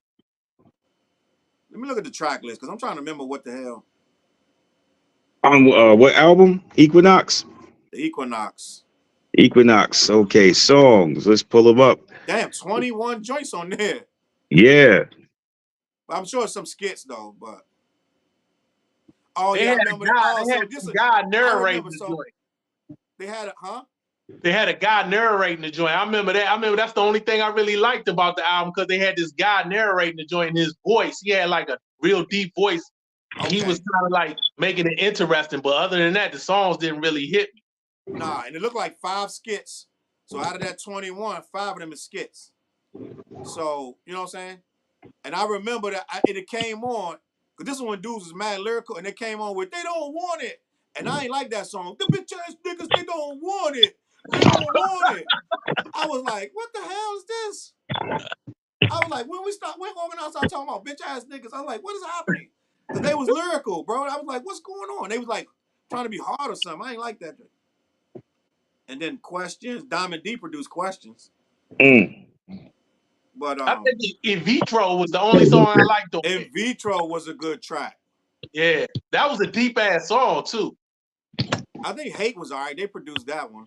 I think it's the one where they got the song. Now, this is what people don't remember.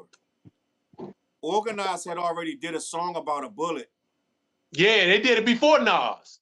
They Straight, did Yeah. it straight before bullet. Nas. I Straight bullet. remember that song. Yeah, straight bullet. They killed that joint. And people don't remember that. Now, Nas did it in backwards. He did it both ways. I think he did one about the bullet. And I think he did it in Rewind where it was back, where everything went backwards. I Gave You Power was the one he did before the one he did on the second album. It was Red. Yeah. Matter of fact, like 97 was a year where a lot of stuff started separating. Like stuff that was, it was like started really, like the cream was rising and the stuff that was so, that's where it started splitting up. Because Wu came and a lot of stuff that was supposed to be this and that got shut down. Like, let's Yeah. be honest, J. Rue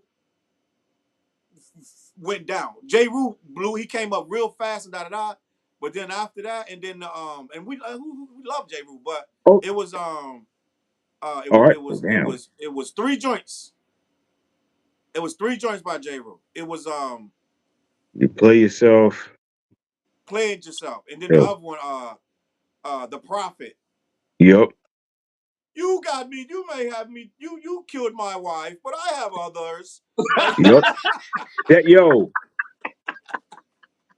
was Like, man. You J. can't stop the Rue. prophet. Yeah, that was the joint. But J. Rue's first album to me is like one of those albums that just I love it's his still, first album. His first album is tight. I come clean. Come Clean. Yeah. You can play that album today. Come Clean. Clean. And that's one of the Come Clean to right now. If you play it, it sounds like some crazy boom bap. that would be the first song of the mix on the Hey, radio in the city. Like it would be Come Clean, and then I remember it was Come Clean, and then they would mix it with Group Home, yep. right? Doo-doo. When Was I it when I Superstar? my mom's didn't understand. I was flipping Who's the Man. That Oh Group yeah, Home would come group. on. Then they Yeah, would Living then they proof would was throw the living proof. MET, Living Proof. Living Yeah. Proof, and they had two joints. Group Mhm. Home had two big joints. Yeah, Then they would flip Superstar. superstar. Method Man, MET, and then they would flip a Fuji's joint with Method Man, right?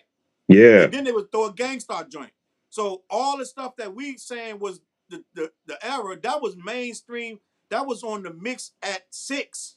You know what I'm saying? That Hey, was the Traffic Jam, was Method Man, Wu-Tang, all that stuff. So that was regular degular hip hop at the time. so here's some of the '97. Here's some of the hip hop albums from '97. Wu Tang Forever, Company Flow, Fun Crusher Plus, Oh, we need to Big. talk about that. Yeah, I Yeah, had that. Fun Crusher Plus. You had Notorious Big, of course, Life After Death, Capone and Noriega, The War Report, Camp Low, Uptown Saturday Night, Del the Funky Ooh, Homo Sapien, Future Development, Jay-Z in My Lifetime Volume 1, the Common, big One year. Day It All Makes Sense, Missy Elliott, Super Duper Fly, Buster, When Disaster Strikes, OC, Jules, uh, Ooh, Kool Keith, Sex Style, Ghetto uh-oh. D, Master P, Scarface, The Untouchable, Look how Diamond eclectic D. that list is. Oh, this is, man, Diamond D. You had Hatred, Passion, and Infidelity. You know Uh, what? You what's proving up? my point right there. Because a lot of that stuff was classic stuff, but a lot of them people started to fall right there. Because hip Yep, hop started to go bigger. You yeah, said Diamond D, OC, and yep, you said Company Flow. That was the yep, year where hip hop was decisive. Like, we gonna throw it all in here, but some of this shit ain't gonna make it out of this year. yeah. Yo, I mean, the Firm album, Yep. that flopped. Bone That Thugs and list all Harmony. over the place. You Yeah, said Master P and the Firm. That yeah. thing all over the Oh, place. I got one. I got another one for you. I got three in a row. I got three of them for you. I give actually four. Sound Bombing, Volume Right? One. Okay. Jungle Brothers, Raw Deluxe. The Artifacts, That's Them. Slum See? Village, Fantastic Volume One. Hey, oh, Classic. here's another one for you. LL Cool J, Phenomenon. Oh, okay. Another That's all in comeback. '97. LL making another comeback. Yep, That's all in yep. '97. Yeah, this is all in '97. Phenomenon? Yeah, yep. Uh, Damn. Mace, Harlem World. Wow, I thought Mason stopped rapping by then. Oh, wait a minute. Rakim, the 18th letter. Wow. But that was his first solo joint, right? I think, was it? Yeah, I I'm gonna think that say was his some first solo blasphemy. joint. I was Without Eric B. Without disappointed Eric by the B. 18th letter. I'm gonna say blasphemy. I know all the righteous big head brothers gonna be like, how dare you? But I was disappointed by the 18th letter. It was okay. It was solid. It was solid. It wasn't great. Oh, we forgot. KRS-One, I Got Next. Oh, that was That's my his joint. best album. One of his best Yep. albums. The Alcoholics, Liquidation, The Crew, The Dirty 30. That was a wild year. God damn. Yeah, I heard almost everything you naming too. yeah. Man, we must have been spending mad money in that damn record store. Killer Army, Silent Weapons for Quiet Wars. Killer Army. Yeah, I might have got a bootleg of that, or like somebody might have burnt that for me. My cousin I know yo, I ain't TG pay used for to no buy killer. all that shit. oh I know I ain't pay for no Killer Army. Yeah, no, my my cousin TG had brother that Dre joint. would. My brother Dre would. The Beat Nuts, Stone Crazy. Oh, that's my Tony bought joint. that. Tony bought that. I listened to Tony's copy of that. I bought that I joint don't think I too. ever That was bought my that. joint. Atmosphere, Overcast. There's so, I mean, it was so wide ranging, you know? That's a beautiful thing. We don't have that no more. That was No, the '90s though. It was the '90s had so many different styles and angles and yep. different directions. In fact, I'll even go back 96. Like I would listen to Compton's Most Wanted, then listen to the Alcoholics. You see Yep. what I'm I saying? bet They you were so sorry different. MC's never seen this. A sucker punk hung up by his penis. Now, 96 now. This is a year. The first row alone. Jay-Z's Reasonable Doubt. Nas, It Was Written. De La, Stakes is High. The Roots, Philadelphia Half-Life. Tupac, The Don Illuminati. Dr. Octagon, Kool Keith. Exhibit at the Speed of Life. Cool Keith always kept something out there. Always. I put Yeah. that Dr. Octagon joint on vinyl. Who the hell Yeah, kept giving Cool Keith these deals? man. They look, yo, they that boy's out. He's out there, but yo, Yeah, they loved him. They loved him. shit, Mad Skills from where? Wow. From Mac That where? album, Mall. that album was terrible. Untouchable. I ain't like that album. Nah, Yikes. nah. Yeah, running on mad skills. Man, that joint was terrible, Joe. You can't tell Yo, him that, boy. nah. Oh, Shaddai X Wild Cowboys. Chino XL. Here to save you all. Chino I used to like XL. that Tino XL joint. Yeah. You know what? I'm gonna tell you. I used to like Chino XL, but I said he borderline. And you're supposed to be arrogant. You're supposed to be cocky. Da da da. But I was like, this dude's a little bit think he literally better than every single body. You know what I'm saying? I'm like, yo, I understand you're supposed to say that and you're supposed to feel that way, but I think he Right. really believes it. He was doing that shock value shit before Eminem. Yeah. He was saying some wild shit. He was saying like Tupac got fucked in jail. He was like saying some wild shit. It was strictly for he shock was just value. going hard. Yeah, he was going hard. He's right. Shit. In fact, you mentioned Tupac in '96. All Eyes on Me. Mobb Deep. Hell on Earth. The Fugees, of course, we know the score. Outkast, AT Oh, Aliens. this was 97? 96. I jumped back to 96. That's a wild, listen, that's a crazy year. Think about even Redman with Muddy Waters. Wrath of the Math of J. Rue. How do we get anything done with all this music? Like, Right. how Yo, do we do Razkaz. anything? Yo, shit. We got Razkaz, Soul on Ice, MOP, Firing Squad, Buster the Coming album, Eminem, Infinite. Oh, that was Real the It Life. just first one. I dawned never on me heard that joint. hey Mike, it Yeah. just dawned on me what happened. That is a influx. That's every label throwing everything, Yep. anything to see what sticks, and you got the indies. So it was Masterpiece Indie. You know what I'm saying? So it's Throw it at the wall. they throwing every right there. That probably is the best time to get a record deal, to be honest. Yeah. It was so much money. CDs was $20.99. Yeah. So they're like, dog, we spending a 55 cent God. on a CD, and they gonna buy it for $20.99. I remember when CD prices became so ridiculous, dog. I remember they was $20.99, and the damn single itself was $9.99. It was crazy. Yeah. Because remember back then, a lot of these artists were getting what 50 cents, 50 cents per album sold. If that. If that. I think Michael Jackson and Janet had. I know something. Michael had something crazy like $2.25 off of every CD and album sold. After he negotiated it. Yeah, and pretty much said, "Well, I own the label." Yeah. Oh, and that. Oh, we can't forget '96. Lil Kim Hardcore and Foxy Brown Il Nana. Wow, same year. Yeah, same year. It's crazy. I mean, because you think about the '90s alone, we sat there just like, yeah, right. How did we get anything done? How did we get? Because I know I sure as hell didn't get for shit no done. music. No. You In needed batteries '95, in your Walkman. yeah, you sure did. Yo, in '95 alone, '95 only built for Cuban Links, the famous purple tape. The purple tape. Oh, hip hop heads, purple tape, you already know. Showbiz and AG, Goodfellas, The Far Side, Lab Cabin, California. And it's like you said, man, groups and solo acts were killing it. AZ, yeah. I mean, AZ, Do or Die, I should say. You know Damn. what's sad about this, Mike, though? A lot of these people ain't been hot since this. Nope. Like, they was hot that year. Yeah. And that was it. Channel Live, Station Identification, King T for Life. Damn. Oh wow. But you know what? We Skilo. were such a crew that if somebody had something, so you was going to be able to get somebody bought this, somebody bought that, so you could borrow from him or whatever. Yeah. Like Los would do, is just take it out the car when you get out. Los will snatch your joint out the car as he getting out. And you try to chase him, he gone, he run the house. Give me back my slum village, like whatever. Yeah. Where's my diamond chail? Like the fuck? And you AC alone, his album's called All Balls Don't Bounce. I told you. Yep. What I say earlier, I said something about balls. Balls. Yep. Balls and balls.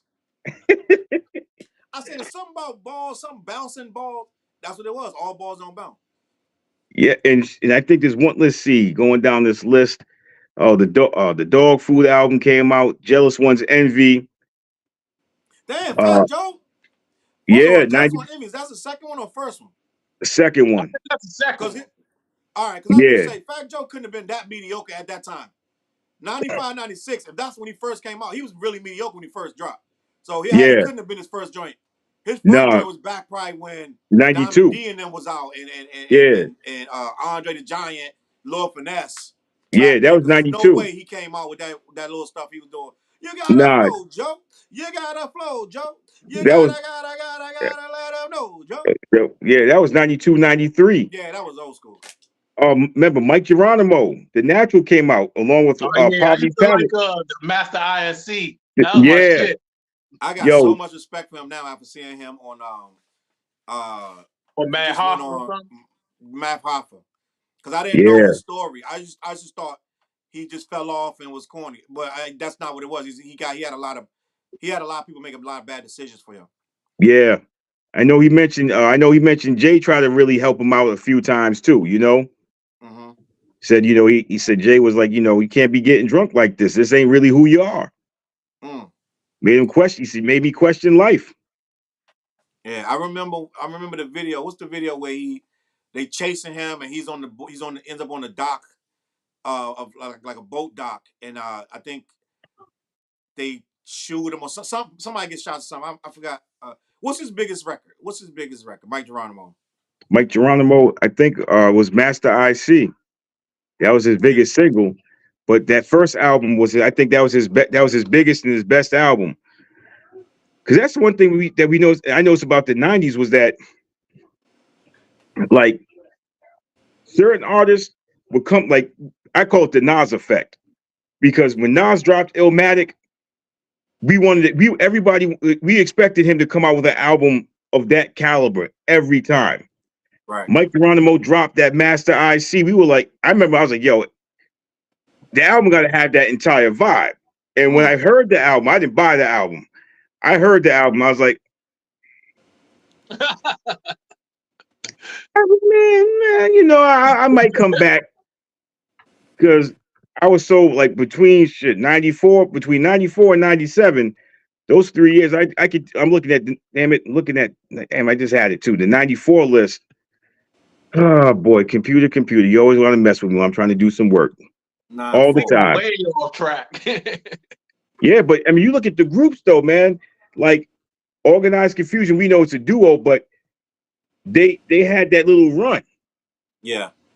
Yeah. and It was to us the hip hop heads, even though they didn't sell that much, they was damn near gods to us. Like Organized, OC, that whole little clique, and they wasn't running with native tongue, but that felt like some native tongue type of stuff. Yeah.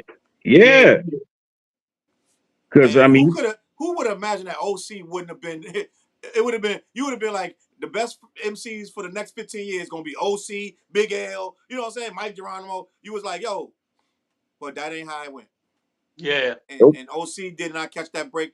But OC, first of all, his name is too easy to get lost. You know what I'm saying? Like only real hip hop heads gonna check for somebody named OC. You know what I'm saying? right? It's too easy, bro. Like it doesn't stick. It's too plain. Too Yeah, plain. I mean, and then you figure what? Time's Up. I mean, his first album was good. Yeah. The follow up was kind of like, I thought the second album was good too. yeah, Jules, it has, whatever, Duels. yeah, You know what's it the had some. crazy? The crazy thing about that time though, Mike and Dale, was Mhm. they started figuring out the formula of it. So Mm, as OC and these guys are coming in with these bomb lyrics and this and that, that's becoming not the formula. The formula is becoming uh I can't go a day without my sunshine. Or yep. like all the little stuff Jay doing on volume one, which by the way is one of my least favorite Jay joints. is volume 1 and 2 of Jay's. I think Like, volume 2 is way overrated. yeah, it is. It is. Super overrated. But when it hits, it hits. Like Yeah. Streets is watching and stuff like the joints on there. But Streets is watching on the first joint. Is it? So what's on the second one? It's the hard knock life. Yeah. That's when I was not in the Jay. Jay got me back with the Blueprint. Yeah. Because I was a Reasonable Doubt guy. So I'm like, you're not spitting like Reasonable Doubt no more. You're doing a lot of commercial stuff I really couldn't rock with. But I still like some of the stuff. What, Imaginary Players on volume 2? That's on volume 1. So goddamn, what's on volume? Hold on, now I need to get volume 2 got the joint with him rapping real fast with Jazzo. Nigga what? Nigga who? Yeah. All right, so I wasn't rocking volume 2. Hold on. I think that album is overrated like shit, though. But you know, at that time, I remember, you know, hanging out with a lot of different people, listening to music with a lot of different people. I see the list. Yeah, go ahead, Mike. I'm sorry. Yeah, and I felt like that then. I was like, okay, you can see, all right, they're gonna oversaturate the market with this guy to the point where people are gonna feel like he's the only MC out there. And then if you mention anybody else, they're like, who's that? He's I don't know, I never heard of that dude before. And I'm like, okay, you listen to Channel Zero. You don't even watch Channel Zero. You just listen to it. So yeah, this joint was kind of like lackluster. Handed Down, the intro, Hard Knock Life, which you knew going out the gate, which is his biggest record of his career. But you knew coming out the gate, like, okay, this joint might be funny style. And then, but I like how it was okay. I like one of the few songs on there I like. Ride or Die, but I got tired of it quick. See, I had to off this list. I had to revisit an album, and I got it on my Amazon. It's in my playlist. Dred Scott, Breaking Combs. Oh yeah, I remember that joint. I used to rock with that joint. Yeah, that's a sound. That's a specific sound. Like that's a deep cut. That's a work past whatever that 6 months era was. Like I rocked with Dred Scott for like that 6 months. I was like, this shit fire. And to a group that you mentioned the last time we were all together, the Coup, Genocide and Juice. Yeah. I had bought their first 2 albums, like first 2 or 3 albums. Yeah. Because I was heavily socially conscious. I was on that heavy, because I went back listening to KRS-One literally last night. I listened to this dude was saying some of the most intelligent. Go back and listen to You Must Learn. I think we forget how powerful and deep what this dude was really saying. Why is that? Why is that? It's deep when he talking about the breaking down the Bible. Yeah. Why is that? All that, especially that ghetto blueprint era, all that. This dude is talking about literal, straight up historical facts and putting them into rap form and putting a hook on it. You know what I'm saying? He's talking about why they did this and that and third, and why black people are where they are. Like this dude. So I was on that. So like Dred Scott and the Cool, Paris, all that stuff. I was hard on that. But then things change and rap change, and then you got Group Home talking about what they talking about. You got Gangstar. You know what I'm saying? It just changed. You think about it too. 94. This is it, according to Google. The sun rises in the east. That's J. Rue. We had Method Man has a whole album to Cal. We're talking about weed. Oh, Blowout Combs, Diggable Planets. That's 94. Gravedigger, 6 Feet Deep. That whole album. You listen to what they were talking about. So I ran to the mall and bought horrorcore, whatever they called it. Yeah. I ran to the mall and bought that Gravediggers, dog. See, I ran to the mall, got that Gravediggers. See, my brother. All right. It was all right. I wasn't mad. I played it. But my brother, he lived next door to me at the time. That's a big woo head. Anything that's got RZA, Jizza, anything on it. I remember he was like literally waiting in my bedroom. I'm like, how the fuck you get in here? You live next door. I was like, wait a minute. He's up there playing with all my shit. I'm like, well, what's this? He said, yo, man, you got to hear this, Mike. And we listened to it. I was like, okay. That's a crazy group. You got RZA, Prince Paul, with Fuqua, Sonic. Yep. Too Poetic. That's a crazy group. I'm gonna be honest. I think Gravediggers was the beginning of the end for Wu as we know it. Yeah. Because it's like it wasn't the Wu sound, it wasn't the Wu style, and it's like RZA's over here doing some other stuff. But me and Tony was doing hardcore. We was called Twisted Mystics. We was doing that shit right around the same time before that shit even dropped. We was already doing stuff like that. Oh, So okay.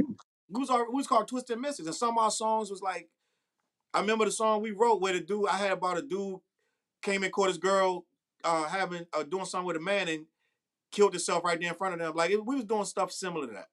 We was trying to be as weird as we could be, but still keep it hip hop, blah blah blah. But and I think that's Damn. why I liked it. But I feel like with Grave Diggers, you start feeling like, no, this feel like they not a cohesive unit. They feel like they No. doing just anything right now. Mm-hmm. Damn, man. This is the whole group thing, man. It's amazing to sit here and think about it too, man. Like as I'm scrolling through these lists, looking at some of the artists and the groups. Brand Nubian and God We Trust. Wow. I like that first one better than the second one. But I did like the When second Boo because I Bad had left. that The second second one. one, that's when Boo Bad left. Yeah. That's when they was doing it just them two. Yeah. Don't let it go to your head. No. That's when they came back together. That's when Boo came back. Okay, yep. Oh, Antoine said he loved the Grave Diggers and Flatliners at the same time. Oh, I forgot about Flatliners. Yeah, I They used was to doing rock that with it. I used horrorcore to rock with it. shit too. Yeah. Yeah. I used to rock with it. And who else was around? That's what you know what though? The youngsters Jamal started to get a little horrorcore a little bit. I don't know if y'all remember, he started to get a little edge with the baseball bat and this and that. He Yeah. started getting a little edge, like, you know what I'm saying? Yeah. A little bit like that, a little bit. But yeah, Damn. man. Damn. I love when we start talking about hip hop because there's groups that you forgot about or albums Yeah. that you forgot. Because you always get it you get an artist at one time and then at the peak and you forget all about the other stuff. Mm-hmm. So who are the groups now? Are there any groups left? I mean, not the old groups that stayed together. I'm talking about like who are the new groups within the like last 10 years? Let me find out. Only one I Migos. can think of is Coast Contra. That's the only Coast group I can Contra. think of. And Migos Yeah. who broke up. Yeah, but they broke up. Yeah. Coast Contra is the only group I can think of. Yeah. Yeah. All right, so I'm looking it up. Rap groups in 2024. Damn, they named a bunch of regular one. They named a bunch of solo artists. So So there are no let's more see. groups. It says 12 groups to look out for in 2024. There's a Brooklyn rap group called 41. Felina Boss, Philly Goats. There's a lot of people that I don't know. Kool-Aid, Homicide Gang. Like I don't know. I don't know these people. So I They mean, real underground. yeah, I can't really say. It feel like it's no groups, and I'm sure some No. groups here and there, but Basically. overall, if it is a group, it's probably some gangbangers or something. But I don't know. But it's changed, bro, and that's all we got. I guess we can wrap it up. Yeah. I think groups are gone for real. We will never see it again. Then again, there was a group spitting on Instagram. Some young boys like spitting like they was from the '90s. I think you're talking about Coast Contra. Yeah. Okay, that's what I'm talking about. Yeah, one of them is Rash Cash son. Done. Yeah. I think there's two Okay. of them in it. I think Like two of four. them. It's four. There's four of them, but I think two out of the four are Razkaz's kids. Yeah. Wow. Okay. They can rap, though. They go. They be going. All right. Yeah. That I gotta check them scenario, out. that scenario freestyle they did. That's the one I'm talking about. Yeah. Yeah. That's the one I'm talking about. My boy T Francis put me on there. He kept telling me, hey, Coast Contra, Coast Contra, Coast Contra. I'm like, all right. I said, I'll check them out. And I was like, okay. Shit, Yeah, I'm got gonna me look a new into that. group. All right, gang. I had a great time. Antoine shouted out Blase Blah. He So said I the said, album was underrated. yeah. I remember that one song. They had that one big song when the East is in the Change house. Yeah. And then he said Represent, first album by Joe. Was that Fat Joe's first album called Represent? Yes. Yeah. I didn't really care for it. I ain't think he could rap too well back then. Nah, man, nobody really was rocking with Joe's first joint. I just like the beats. That's all. You gotta flow, jump. You I gotta ain't flow, think, jump. Group Home could rap. I just like the beats. Lil Dat was all right, but You know what? I You just know like what the made beats. you like Group Home? They were so real and they were so passionate. Yeah. But- Lil Dat was all right. Lil Dat wasn't bad. But you know, Go ahead. you know, everyone says it. Premier saved them. Premier saved the album, the production. Man, he gave them some heat. Yeah. I think that was an issue with him and Guru that he gave that heat away like that. Yeah. I could be It- bugging, but I kind of No, you're not low bugging. key. I can see that happening. Guru Because- like, you keep giving everybody these damn beats. You give Jay-Z beats, Nas beats, Biggie beats. Well, because remember the actual beef between them started with J. Rue. For giving him that Come Clean beat. No, the whole album. Then it went over to Group Home, and they were like, "Yo, this guy's always trying to come in and that's our boy, but he's trying to always come in and muscle some shit from somebody." Oh. And They say they used to have a lot of fist fights. Him and Premier and Guru used to have a lot of fist fights. yeah, That's they used to live together. They used to live together, man.